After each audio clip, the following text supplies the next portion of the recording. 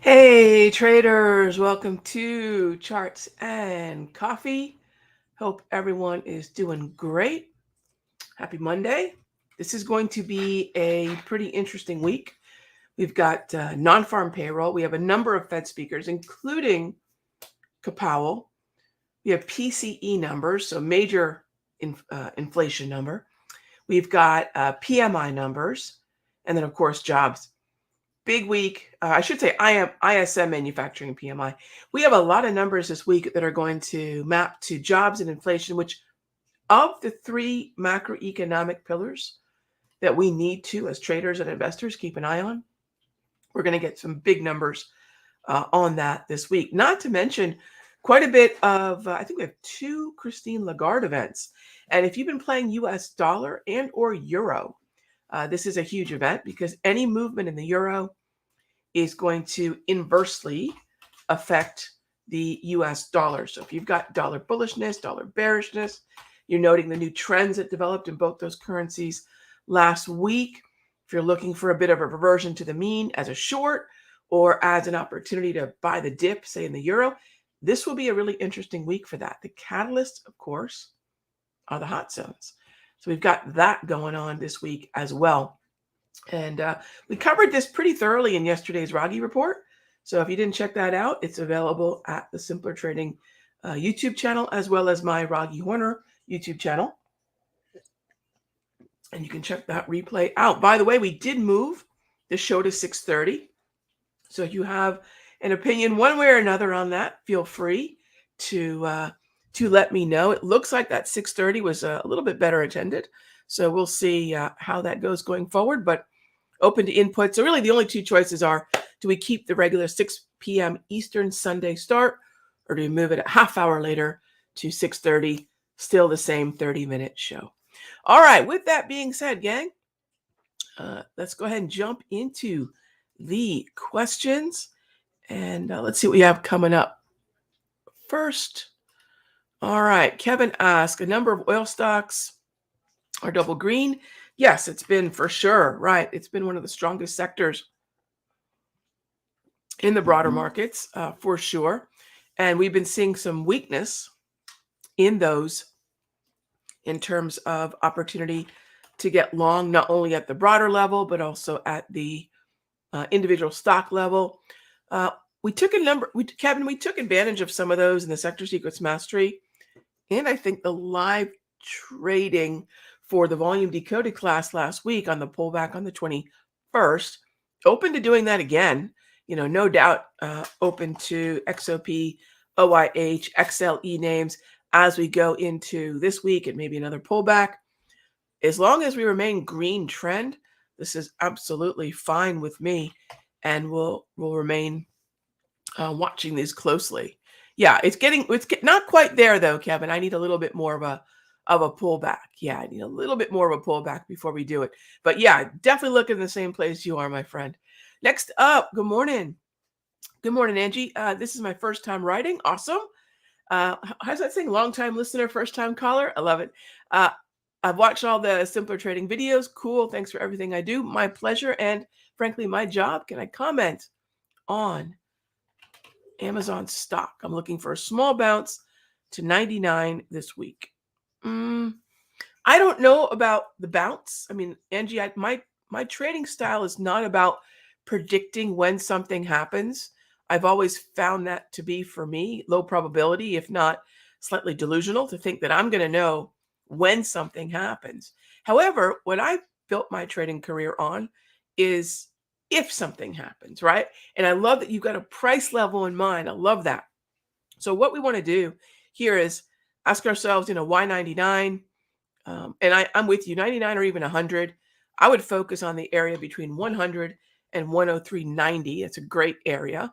And then it's a little different, the perspective. Um, if we get a bounce, it's shortable. That's what I'm looking for. Long puts on a bounce in a downtrend. When we get that, I do not know. Do we have enough catalysts on the calendar by way of hot zones where there's a higher probability of that potentially happening?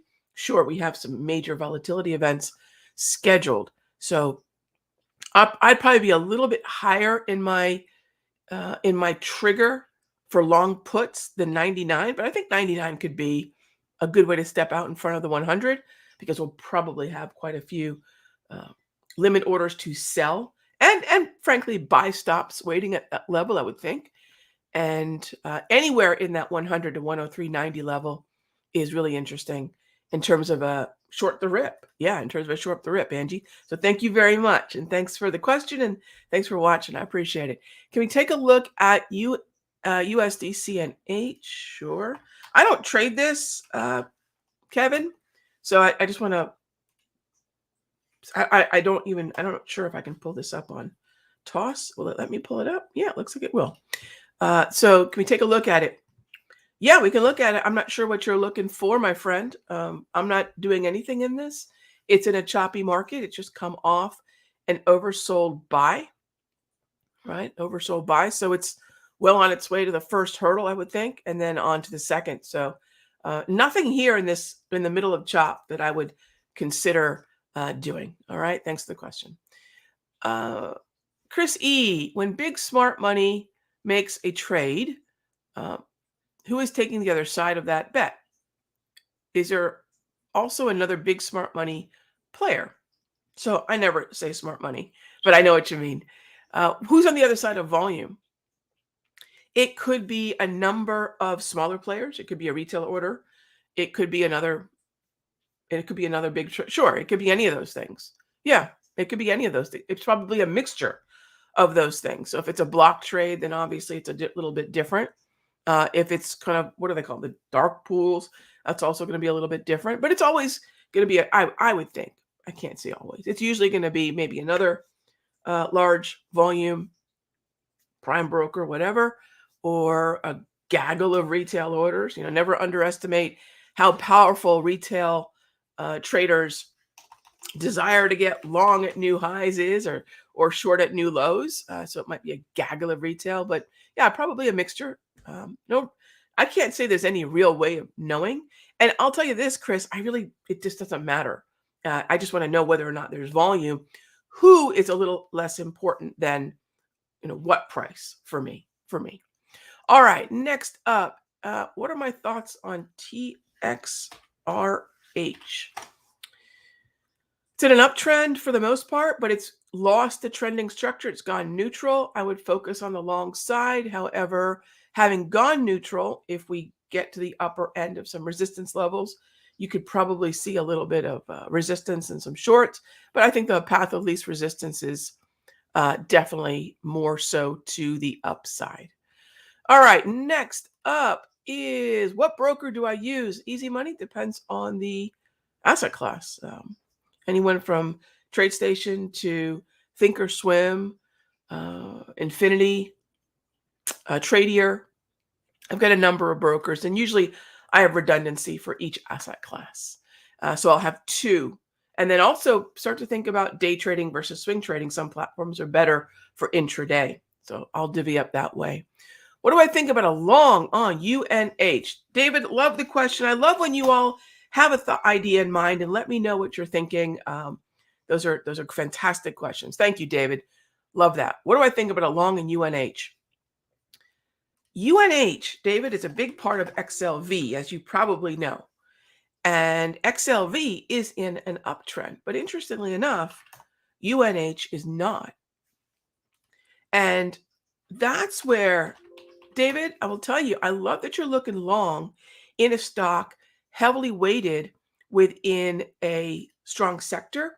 But this is where I'll say, for me, what I'll do is I'll crack open the multi-chart.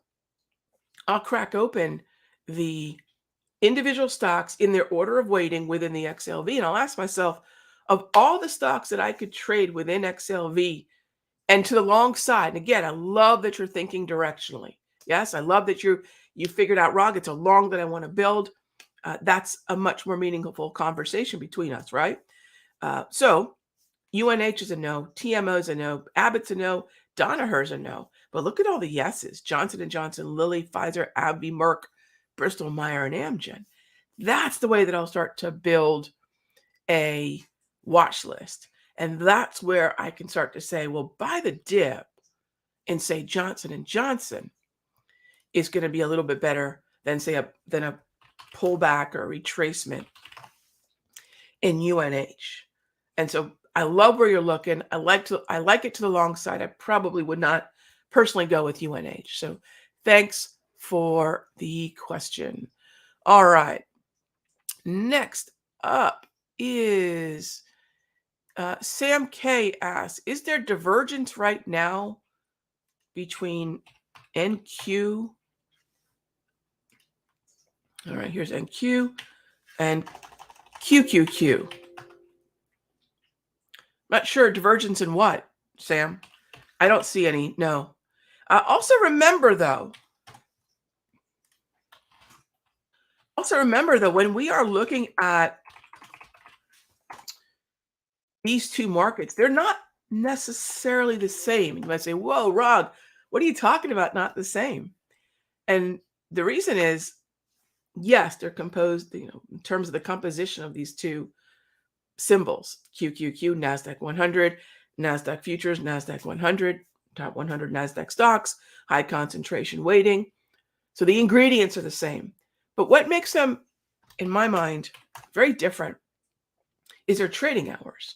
QQQ is a 9:30 to 4 o'clock conversation with a little bit of pre-market, maybe a little bit of after hours. NASDAQ is pretty much nearly, not quite, but nearly a 24-hour market with pretty decent liquidity throughout those trading hours. And therefore, you have simply more data. It's a more complete multi-financial center look at this particular index. So I don't see divergence, although remember, we need to be specific. Divergence in what, right? Is it an indicator? But no, I don't see any contrast in that regard. But also remember that when you are, whether looking intraday or end of day, remember that the NASDAQ is going to continue to trade with liquidity when the QQQ doesn't. Okay.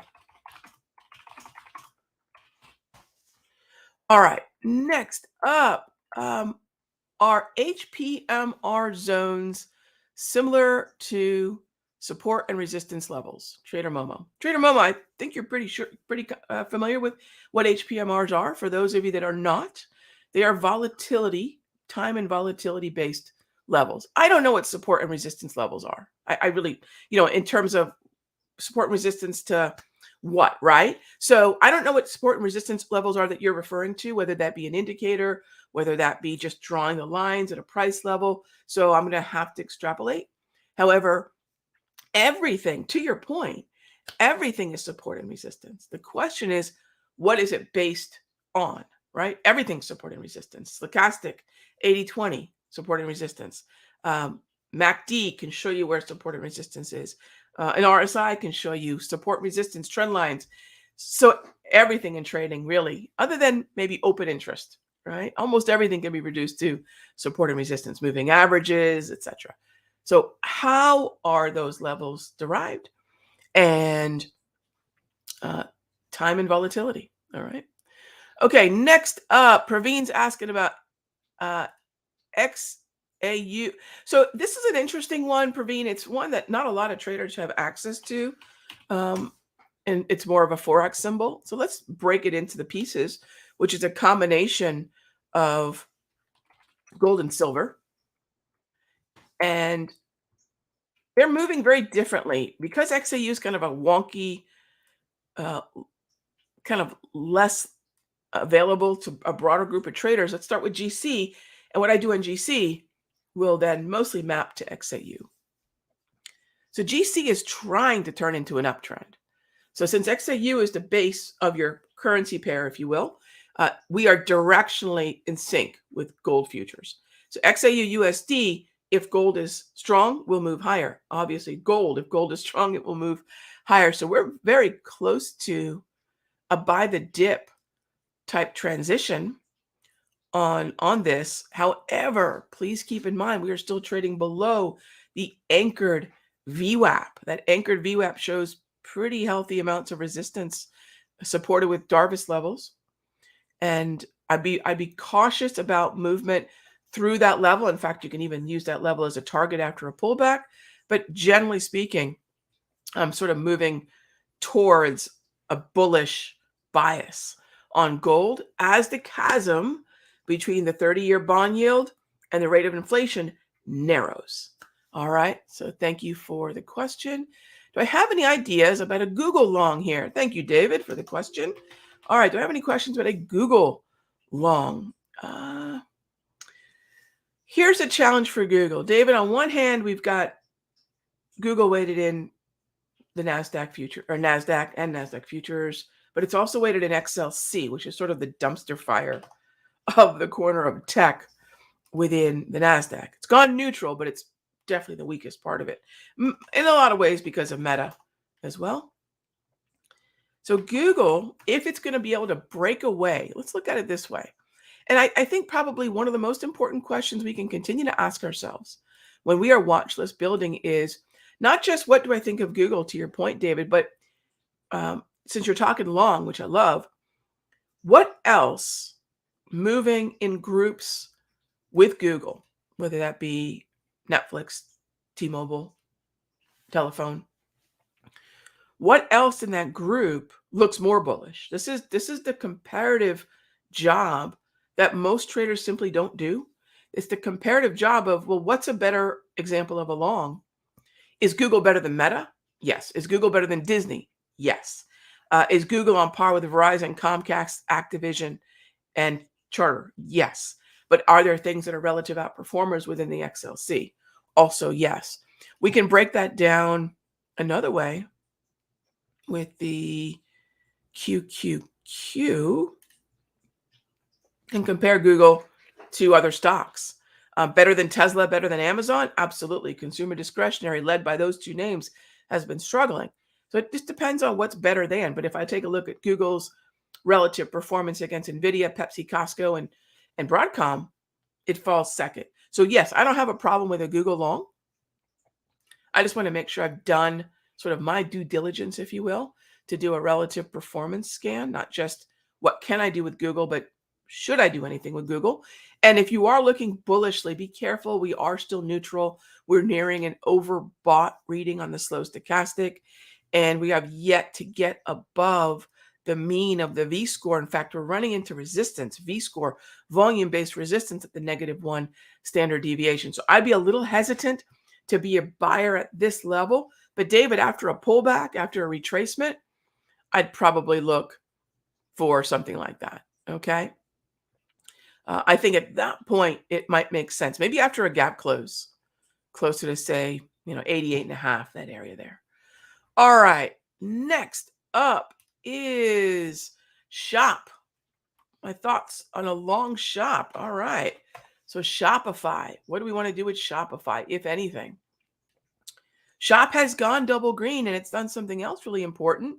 Science Spear, it's been double green now for more than 2 sessions. So once we have a fresh transition, whether that's chop to trend or whether that's trend to chop, the transition is complete after 2 days of holding that new multi-trend or trade flag reading. So if my trade flag goes green, excuse me, on the 17th, I want to see the 18th also green, maybe even the 21st. So by the time we get the dip buy on the 22nd, Scion Spear, that's our opportunity.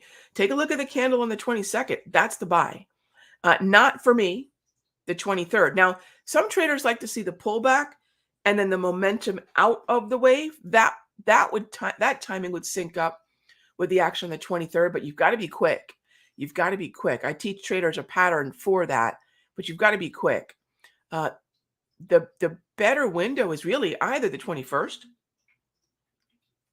or the 22nd. And that's already an established, fresh, but established uptrend. And that buy the dip is valid.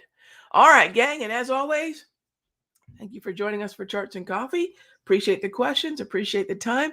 Be good to each other. I'll see you tomorrow. Same time, same station.